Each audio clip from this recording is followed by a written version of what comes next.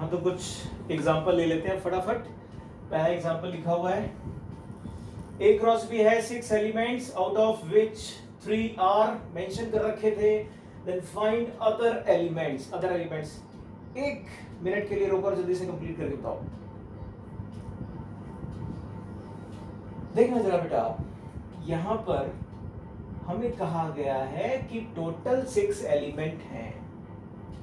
ये क्या है? ये Na क्रॉस B है 6। अब ये कैसे होगा? मैंने अभी बताया था A क्रॉस B में एलिमेंट कैसे आते हैं? नंबर ऑफ एलिमेंट मान लीजिए इसके P हैं, इसके Q हैं, तो P इंटू Q ही लिखा हुआ था 6। तो अब अगर मेरे को ये तो समझ में आ रहा है, अब वो सारे एलिमेंट इन्हीं से आएंगे। अब पहली चीज हम क्या कर लेते हैं? हम बना लेते हैं। ऐसे बनाओगे तो बहुत आसानी से दिख जाता है फटाक से। क्या? 1 2 3 1 2 3 पहले सेट के एलिमेंट, दूसरे वाले के 5 7 5 7। लो भैया, केवल 2 ही एलिमेंट आए। अब इनसे मैंने क्या क्या लिख दिया है? हम कह रहे हैं भैया जो लिख दिया, लेकिन कह रहा है 3 लिखे, 3 और होंगे, ये तो मेरे को मालूम है। तो वो कैसे लिखने हैं? अब तो मेरे लिए क्रॉस प्रोडक्ट, यहाँ पर A क्रॉस B करना बड़ा आसान है। 1 5 सारे लिख देता हूं मैं। 1 7 2 5 2 7 3 5 3 7। बड़ा आसान सा सवाल, एक बहुत छोटा सा सवाल ये मैंने दिया जिसमें कि कुछ एलिमेंट गिवन थे। ये गिवन था और 2 7 गिवन था और 3 7 गिवन था, यानी जो मेरा रिक्वायर्ड आंसर है वो ये 3 एलिमेंट हैं। ये मैंने लिखा A क्रॉस B। बोलो जी, सही बात है क्या? तो अगला सवाल आ गया। देखिए भाई, 2 सेट गिवन है A B और मैंने आपसे पूछा है कि find relation A to B किस तरीके से, such that A relation B is A less than B। और फिर डोमेन, रेंज और कोडोमेन बताएं। 1 मिनट के लिए रुको और जल्दी से सॉल्व करके वापस आओ। हो गया? देखो, देखना जरा, छोटी सी आसान सी बात। यहां पर लिखा हुआ है कि A लेस देन B, मतलब मैं रिलेशन R में क्या करूंगा? पहला वाला एलिमेंट दूसरे वाले से छोटा होना चाहिए और A B, सेट A और सेट B पे ही कहीं होने चाहिए। तो अगर मैंने 1 लिया पहले वाले का, तो दूसरे वाले से मैं 3 ले सकता हूं। बिल्कुल ले सकते हो। क्या मैं दूसरे वाले से 5 ले सकता हूं? बिल्कुल ले सकता हूं। 6 ले सकता हूं? बिल्कुल ले सकता हूं। अगर मैंने 2 लिया तो क्या ऐसा कर सकते हैं? 3 लिया, फिर 2 के साथ 5 और 2 के साथ 6 ले सकते हैं। ले सकते हो क्या बेटा? ये आगे और है। अगर मैं 3 लूंगा, अगर मैंने यहाँ 3 लिया तो क्या यहाँ 3 ले सकते हो भाई? 3 3 बराबर हो जाएगा, नहीं ले सकते। तो 3 के साथ 5 और 3 के साथ 6 लीजिएगा, ये 2 ले लीजिएगा, फिर 5 ले लीजिएगा। तो 5 के साथ मैं 5 नहीं लूंगा, केवल 6 लूंगा। ये है रिलेशन R जो गिवन था। अगर रिलेशन R मैंने इस तरीके से डिफाइन कर दिया, अब मेरे से पूछा गया है बताओ डोमेन। मैंने तो रिलेशन को लिख दिया अभी, अब इसकी डोमेन रेंज बतानी है। तो बताओ जरा, डोमेन का जुगाड़ तो बड़ा आसान बताया मैंने। क्या बताया? जितनी भी कहानी लिखी है ये, इस पूरी कहानी में से छांट लो पहले पहले वाले एलिमेंट, यानी 1 आया, 2 आया, 3 आया, 5 आया। ये हो गया रेंज। रेंज रेंज क्या होगी? इन्हीं में से जो सेकंड वाले एलिमेंट थे वो क्या होंगे? 3 है, 5 भी मिल रहा है, 6 भी मिल रहा है, ये सारे के सारे मिल रहे हैं। और कोडोमेन के लिए तो कोई दिमाग नहीं लगाना था, सीधे सीधे ना देखो, यहां से सीधे चूज कर लो बी वाला सेट बी, यानी कि यही वाला हो जाएगा। ठीक है, बात समझ में आई बेटा जी? तो अगला सवाल लिखना फिर। हाँ जी, तो अगला सवाल देखो भाई क्या लिखा है। सेट ए दिया हुआ था, रिलेशन R इस तरीके से डिफाइन किया गया है। तो ऑन सेट ए, इसको हमें लिखना है अलग अलग इंडिविजुअल एलिमेंट में, फिर अगर डोमेन पूछी जाए तो वो बताएं और रेंज पूछी जाए तो वो बताएं या कोडोमेन बताएं। तो पहली चीज जो अलग से हाईलाइट करने वाली है वो यहां पर है ऑन सेट ए।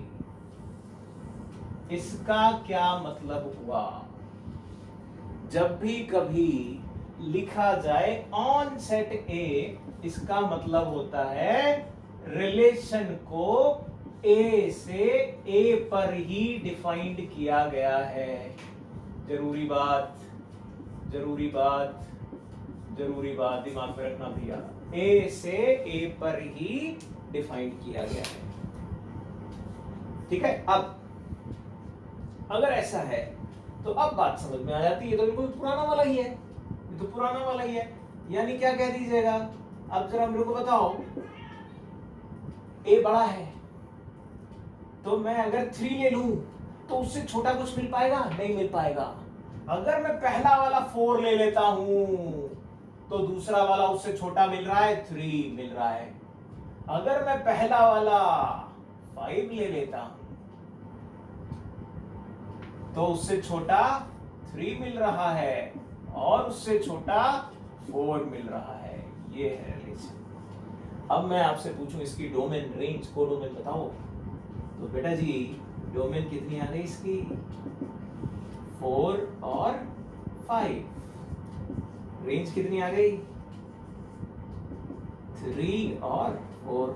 देख लो भाई, ये थी हमारी डोमेन के एलिमेंट और ये थे हमारे रेंज के एलिमेंट। और कोडोमेन, कोडोमेन तो बता दिया हमने, सेट बी जो सेट दूसरा वाला होता है, यहां पर दूसरा वाला क्या है? 3, 4, 5। मेरे ख्याल से ये वाला कॉन्सेप्ट तो बड़े आराम से क्लियर हो गया होगा कि कैसे हम डोमेन, रेंज और कोडोमेन ऑब्जर्व करें। किसी भी रिलेशन को अगर इस तरीके के फॉर्म में लिखा है, डेफिनेशन फॉर्म में लिखा हुआ है, तो उसको एलिमेंट फॉर्म में कन्वर्ट करके हम कैसे डोमेन, रेंज, कोडोमेन आइडेंटिफाई करें। ठीक है, हाँ जी। अब देखो, एक मैंने सेट दे रखा है और इस बार ए रिलेशन बी डिफाइंड किया गया था, a + 2b = 10।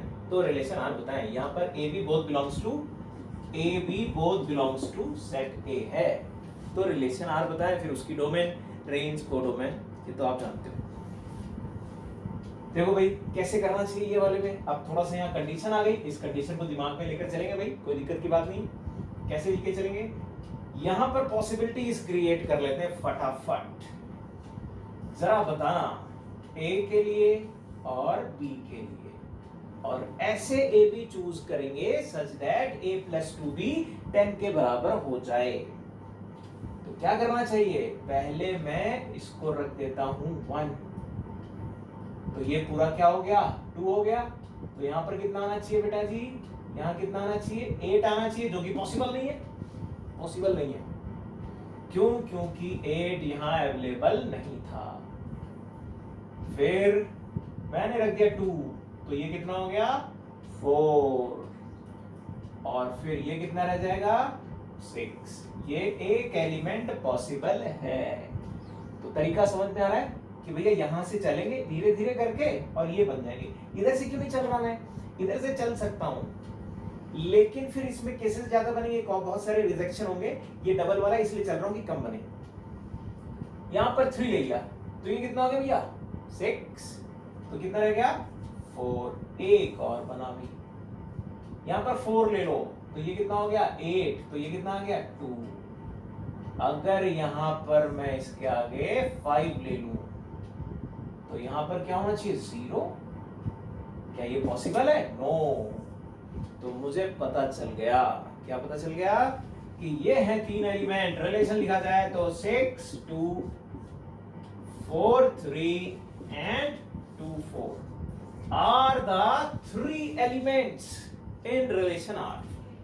तरीका समझ में आया भाई कि ये 3 एलिमेंट होंगे। ठीक है, एक और करो इसी तरीके का सवाल। हाँ जी, अगला रिलेशन देखो। फिर अगला ये एग्जांपल, एक एग्जांपल लिखा है 2x, x² + 1। ये एलिमेंट है कैसा? जिसमें x क्या है? Prime number < 10। तो ये रिलेशन लिखें और इसकी डोमेन और रेंज बताएं। देखो भाई कैसे करेंगे। अब यहां पर कैसे करोगे बेटा जी? यहाँ पर सबसे पहले तो x क्या है, प्राइम नंबर, तो x की पॉसिबिलिटीज लिख लेते हैं। सबसे छोटा प्राइम नंबर 2, फिर 3, फिर 5, फिर 7। जब मुझे प्राइम नंबर का पता चल जाए तो फिर मैं क्या कहता हूं कि इनके करस्पॉन्डिंग ये कितना आ रहा है ये देख लो। क्यों, हम करने क्या जा रहे हैं, हम करने जा रहे हैं 2 एलिमेंट लिखने होते हैं ना, वो 2x और एक है x² + 1।